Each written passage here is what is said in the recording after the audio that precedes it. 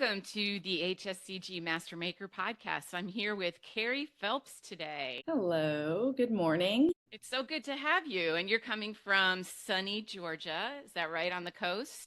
Yes, about 20 minutes off the coast. Excellent. I'm so excited to have you here today because packaging is one of the topics that makers are always discussing, trying to figure out the best way to present their products to their consumers. And there is a huge push, as you know, too, now for sustainable packaging, especially with an industry that is very, environmentally conscious. So Mhm. it's really great to have you. I'll get right into the questions today. So, can you tell us a little bit about your background and how you come to specialize in packaging for handcrafted products? Yes, I grew up in sunny Florida, south of Savannah, Georgia, and I moved here to attend the Savannah College of Art and Design, known as SCAD, and I got a degree in graphic design. I had always been inspired by the ocean. I mean, growing up near it, we'd go out for dinner on the beach, bring picnics out there, and so it was just a part of my life. And I moved to Savannah, and it still was. It's very coastal here, but I was living in a city. I did my design degree for about 4 years and started working in graphic design, working at a printing company. And so, in that industry, there's a lot of challenges, troubleshooting, working with other individuals, getting their projects printed. And so, I became sort of a person that people would come to for problem solving. And then the skincare element came about. This industry, for me personally, came about when I was working for a honey company, so like packaged consumers goods for luxury and like gourmet food. And I had a dream that I found a bottle in my backyard and I packaged salt in it. This is my dream. I was doing this for other clients, doing the packaging design and for that honey company. And I finally thought, oh, wow, this is really cool. And I told my husband about it, and he told me that Tybee Island is the Native American word for salt. Oh, I'm like, I finally have this idea. I'm going to put salt in a bottle. So that really is how I started in like the skincare cosmetics world with salt. I mean, salt can be used for many things, but that's where it all began. like it was meant to be. Like it was Right? trying to tell you something. Right? So, and then to dream I was putting salt in the bottle and I didn't know anything about the history. So I thought, it's all, for me as a branding person and as packaging and marketing, I always know there has to be a story to things. So this was my story. Excellent. And I did notice when I was doing a little bit of research for this podcast that you like to repurpose, like you were saying, the bottle and putting salt in it. You like to Hmm. repurpose unconventional packaging materials. So what Definitely. what drew you to that, and what types of repurposed materials have you used? So we use reclaimed fabrics from architecture and design studios. Those beautiful swatches that every single season they get new styles and they throw these things out and they're absolutely beautiful. So we use the fabrics. We use cotton. We use teacups. We use the upcycled, the wine bottles. And then we use the fabrics to like wrap soap. And then other things that are more like zero waste, like foil and other types of things that can be perpetually recycled. Nice. And you use that in your marketing, like so you're letting your consumer know that you're using these materials. Definitely, definitely. Even our new labels are printed from bamboo. So, and we don't always print it on the label because there's not enough space, but we make sure like if we're going to put it on Insta or on our website for sales, we'll mention that. Excellent, excellent. Yeah. So why is packaging such a critical factor in helping handcrafted products like soap, candles, and cosmetics stand out? Well, of course, it's most often the first touch point and physically a touch point, but of course, online it's a little bit different. But people will buy with their eyes, right? They don't always smell the things. Sometimes they'll walk by and be like, oh, wow, that smells good. What's over here? But it is important because, like for handcrafted brands, it tells a story even before you open up that jar or the bottle or pick up that box of soap. So I think that looking at that and seeing it, it feels like this product was made with some kind of care. It's a little bit different. There's so many things that are like pretty out there. And so I think that thoughtful design helps like communicate the authenticity of it. It Right. seems like it's small batch and it's sustainable and like, oh, like a real person made this. It wasn't made by a machine. Right. Sticking with your brand identity and story and using Hmm. the packaging to tell that story. Yeah, yeah, definitely. So it's like an extension of that experience.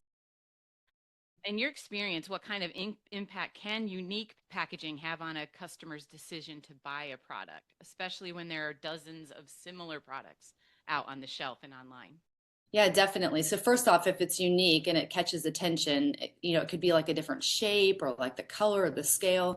Like just because your candle's this size doesn't mean the box needs to be that size. Maybe it's like long and skinny or something that's just like a little bit different, something unexpected.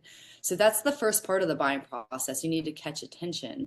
So I think, like you said, there's so many different options. So what are you doing that makes it feel like it's one of a kind, or maybe like someone felt like they discovered it? Or like it's the only one like this. So it makes them kind of have this sense of urgency because it's unique. Like if I don't get this, I might not ever see it again. So if I feel like I'm resonating with it or it feels special or like, hey, that person right there made that product, I mean, it just makes it feel like extra. I think it also like makes people want to like gift it, right? Instead of just buying it for yourself and it's a little treat. And I think people are willing to spend a little bit more Yeah, when because you see packaging too, that's got little details and little things, yeah. you know, how how do you balance like handcrafted products that are packaged are usually very beautiful, a lot of details. Sometimes you see, botanicals on there, sometimes you see nice raffia strings Mm-hmm. and things like that. So how do you balance coming up with a nice design versus making it, friendly for your company, meaning you're not spending too much time on each package when you're doing it. So there's a balance there, especially with handcrafted products. Yeah, it can be tricky. Like I'm reclaiming these teacups right now, and sometimes, like when I go to a thrift store, sometimes they're just on the shelf and they're just dusty. That's easy clean. Mhm. Other times they put the sticky goo on there or they're taped and they're in a bag, and it is tedious because then you have to like recycle all the stuff and sort it.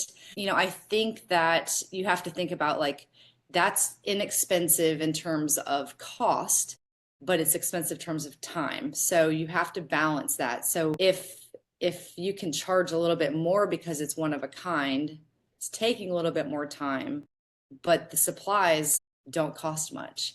Right. So there's definitely like, I think creativity beats the budget always. So you have to think about how that can help. So repurposing and getting a system in place. If you could work with like I did, I would get my upcycled bottles from the mead tasting at the honey company, and in some companies like, do I have to pay you? Because we don't recycle glass in Savannah. So I'm Right. like, no, I'll take it from you for free if you sort it. So you can kind of negotiate and figure out ways to do that. So that's kind of it's tricky. Right.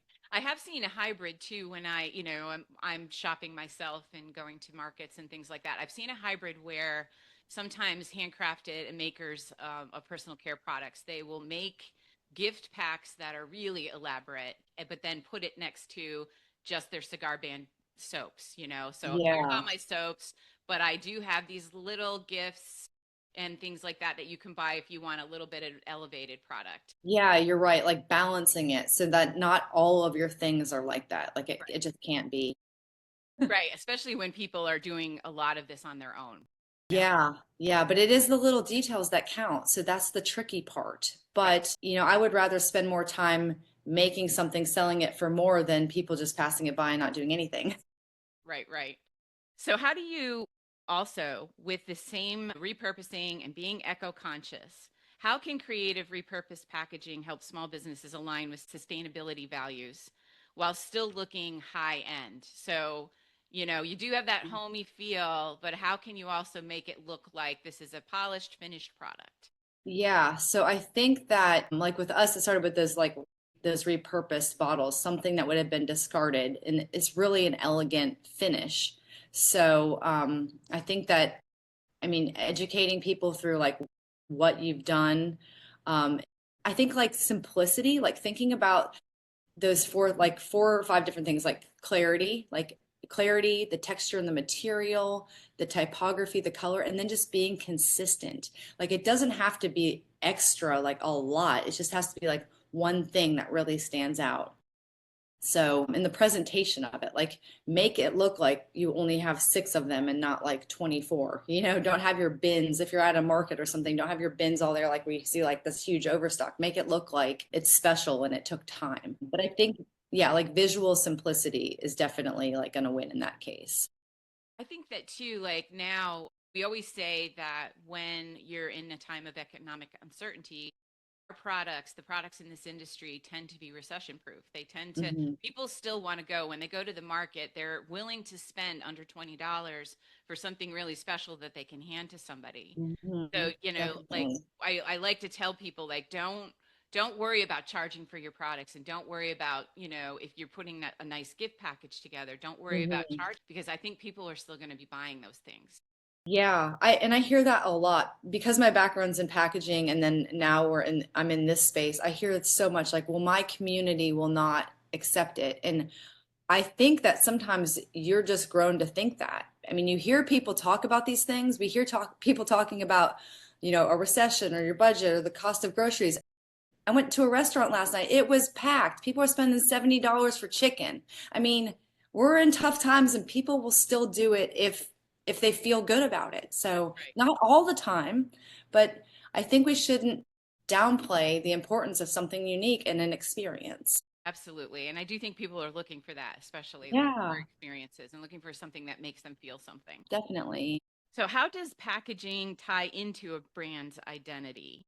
And what are like some of the key elements that need to be considered so that packaging reinforces and not confuses the brand? So I think it's like your brand's voice in a visual form. So it's going to reflect your values. I think for like us, it's like about simplicity and natural beauty, hospitality. And, even like my color palette, we have this huge mural in our place. Like everything has to connect back to like this ocean theme and like this feeling of like relaxation. So we're all about that. So that's our brand identity. So I think that our packaging has to feel like bright and airy and calming, maybe even a little exciting at times because all the things you feel at the beach. So if your brand's about the ocean or the woods or nature, just like looking at that packaging and making sure that it looks and feels the same.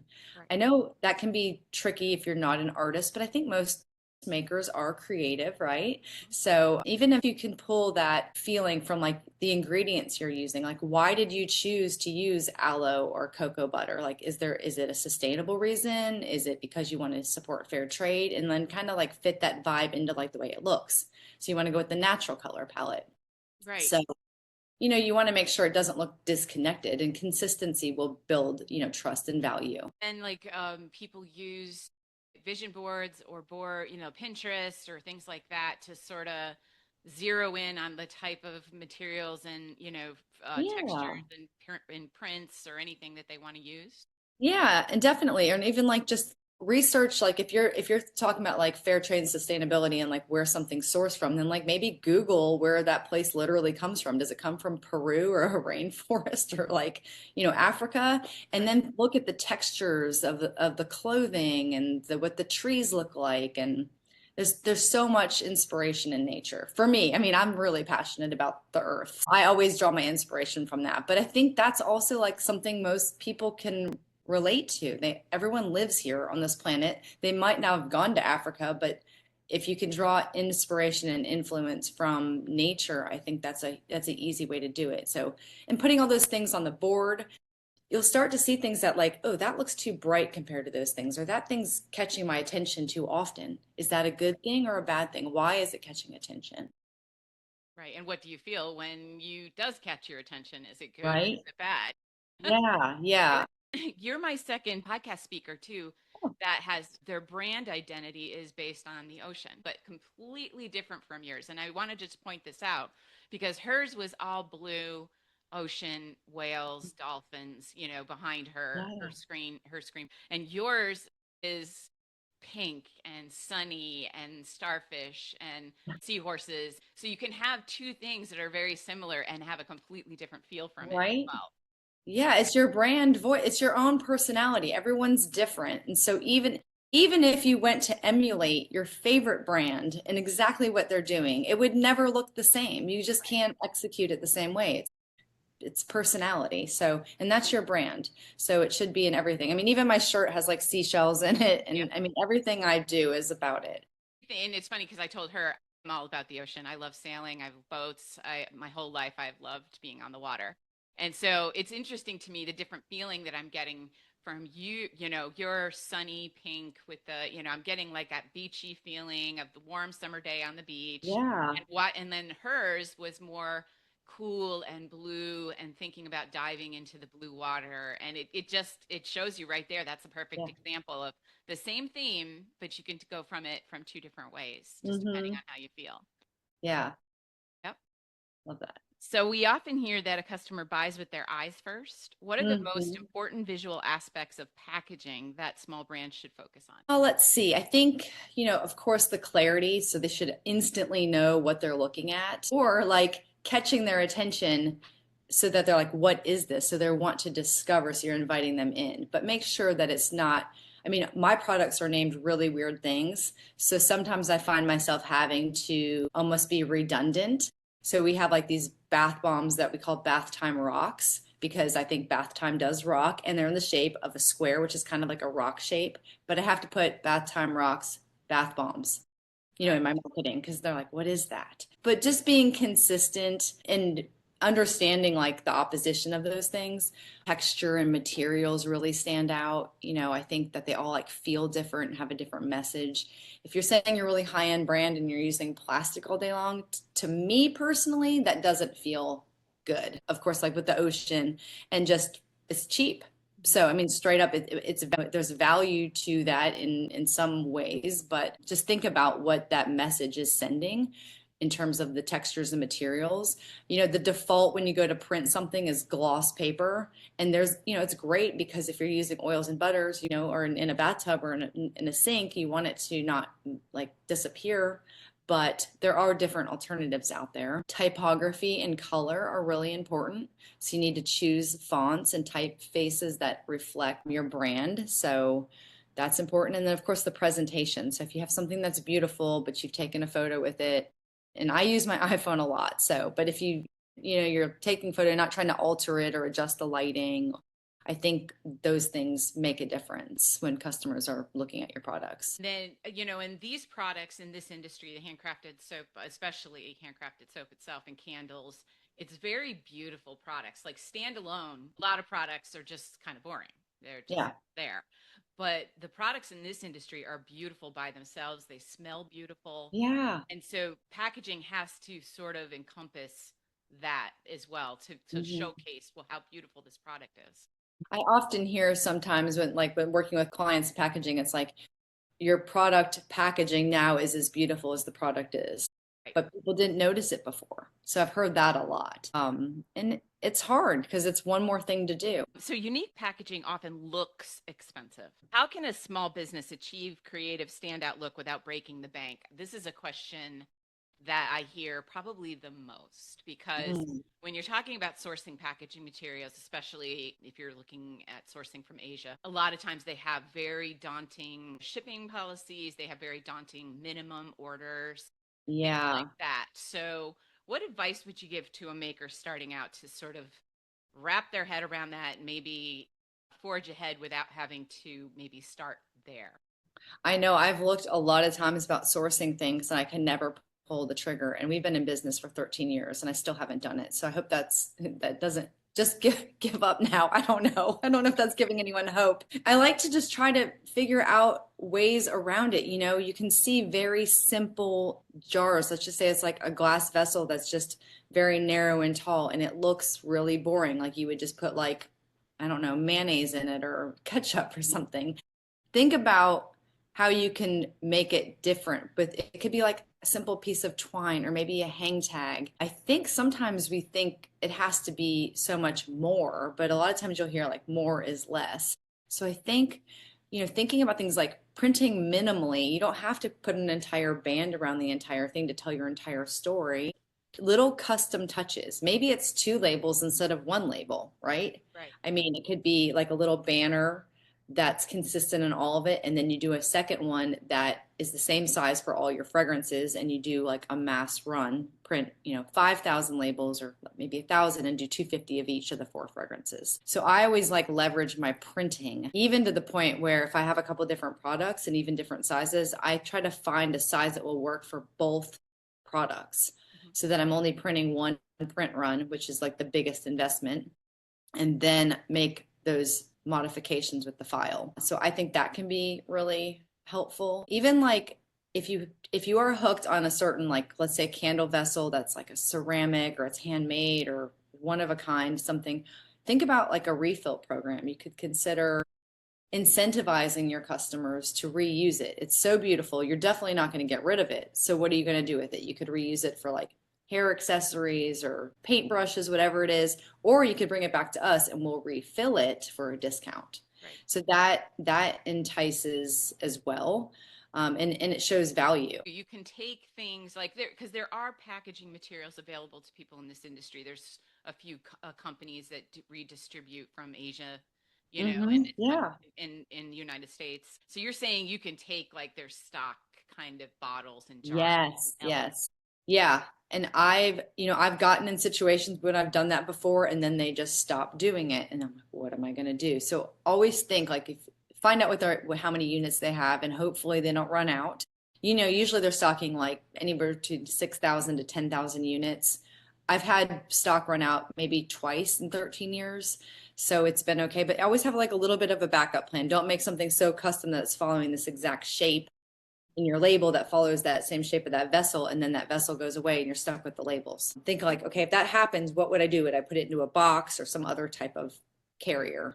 What are some clever or low cost packaging ideas that can have a big impact? Just like a couple that you could think of. I mean, I think reusing fabrics can be fantastic, or even like making bags out of like soap bags out of fabrics. I mean, there's so much waste right now with everyone's talking about it with, fast fashion and, a lot of these things are worn like once. So there's like this shirt would be a great thing to wrap a soap in. Right. And you'd have maybe 20 of them, and that might be good. Even if you do wholesale. I know wholesale can be tricky because people want consistency, but maybe you say, okay, here's our blue collection, here's our green collection. So thinking about maybe using fabrics. And then of course, like you talked about, like the cigar wraps, the little belly bands, those simple wraps can work so well and they look great and they showcase the product. They're very easy to put on and inexpensive. I used to do mine with paper. Then we went to labels and, after we stuck them in fabric sachets, natural twine. One of my favorites is I get a baker's twine and it comes on a roll, like pretty large roll. And we use that. And I think the whole roll costs like $12. And I think I bought it like 10 years ago. So just think, don't always search on, the packaging websites. Like you could go, one of my favorites is the restaurant supply website. They have some great things on there and they're thinking about packaging for use at table service, but some of those Right. bottles, those little pour containers are really pretty. So just think outside of the industry as well. We've mentioned the fabric twice, and I would love to leave our listeners with how do you source the fabric to repurpose it? Where would you go to find it? In my town, there's probably 30 different architecture slash interior design companies. So anyone that's doing design services, so think about like a budget blinds or any kind of fabric companies, not the fabric store, but any company that is sourcing that, there is always going to be remnants. Even like an upholsterer might still even have some pieces that are laying around. So I get mine though from the interior design company. They have them in these beautiful books. They're in a library. They're well protected. They're never dusty. They're like very organized and they don't need them anymore and they just throw them out. And they would be thrilled for someone to bring them outside of their office for them instead of them Right. having to pull it out. So you could be like, I am a fabric recycling service and I'm offering it for free. Yeah. Wait, take them, go. Yes, yes, they're very heavy and they don't want to throw them away either because they're designers. They love these things, but if you could tell them it's going to a better use. Yeah, I think whenever you tell somebody that I'm going to repurpose this, it does make them feel better, not, throwing it out instead of, Exactly. yeah, and Mhm. there's a lot of beautiful fabrics in those swatch books too. Embroidered, it's unbelievable. Yeah. So you design with shareability in mind. How important is it for small brands to take that packaging and think about, okay, how is this going to look on Instagram or TikTok or whatever, Yeah. their website or anything like that? Yeah, absolutely. Like it definitely it's about design. If it's photogenic, it's going to be marketable and people are going to want to share it. And I think that that drives social like aesthetics. You always see like people want to share something that feels authentic, that feels special and beautiful, like they discovered it. Like look at what I found. Look at this beautiful place or this beautiful product. We see a lot of those unboxing videos. People love those. But I design with, how it's going to look on the shelf in a row, so multiples of the same thing, and then also thinking about what might be around it. But I definitely think about that Instagram square as well. So it's both of those things are like windows to your brand. Like what are you showing in that little area? So, and it doesn't mean it has to be like flashy. It's about like creating that moment. How does it make people feel? Like the cork that we put in our bottles, the little handmade touch, little touches, the vintage teacup, everything tells a story. So if people feel like they've discovered something or they found something, they want to share it. So, and then hopefully like your packaging is showing your values and people are starting like, oh, that looks great. I wonder who made it. And it invites like people conversation. So I'm so glad that we had you on because packaging is such an important part of the industry. So to wrap this all up, what would be something you would tell somebody who's starting out and on this journey to figure out their packaging and figure out how they want to present their products to their consumer? What is a pitfall that you would tell them to avoid? I think a lot of people look at the existing market and what's out there, and they're so worried about being on trend. And I think by doing that, they get so focused on what everybody else is doing, which is important, but don't lose sight of what makes you unique. I think that you have to come up with something that's individual, that's not trending. So hopefully yours is the trend, right? Take inspiration from it, but don't let that lead. I think also look beyond your logo. I know you spend so much time and energy and money thinking about it, designing it, coming up with the name and the colors. It does not need to be the biggest thing on your packaging. It's important, but for most people, they want to know what's inside. So just whatever size you think the logo looks good at, I urge you, just bring it down like 10%. That's great advice. And I mean, trends are trends for a reason. That means, because how many trends that come out every year, everybody's always like, what's the color trend? What's the scent trend? How many actually have lasting staying power for years and years? Like, I'm looking to do one of my rooms in my house over, and that's the thing I'm Oh, battling, yeah. trendy Mhm. versus timeless. And I had that same situation. I married an architect. We were redoing our house, and I wanted all the coolest tile and all the beautiful colors. And he's like, this is not going to be cool in 10 years. Yeah. So use it as a little trim piece, use elements, again, like use the inspiration, but do not set it in stone. And think about it. Like if there's something that you're really dying to do, put it in your marketing, put it on Instagram, use it temporarily so that you can change it. And that's the most fun thing. Keep your brand very classic. I always make sure you design everything in black and white to begin with. If it doesn't look good in black and white, it doesn't look good in color to me. Keep it simple and then let your advertising and your marketing, your promotion, your emails, all those things, let those things go wild. That's excellent. That is a great place to leave it. So thank you so much, Yes. Cari, for coming on the Master Maker podcast. It was great to have you today. My pleasure. Thank you.